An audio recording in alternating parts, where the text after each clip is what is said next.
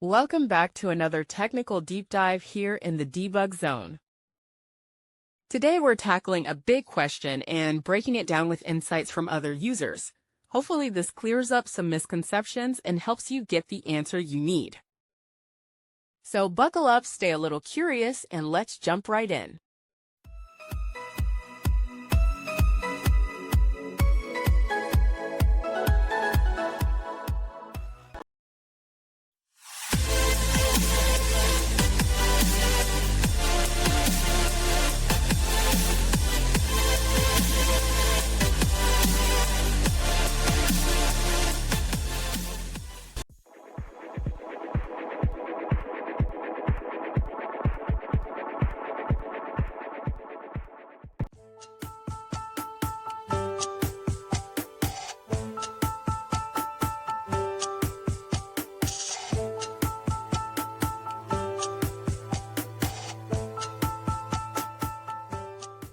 And that's a wrap.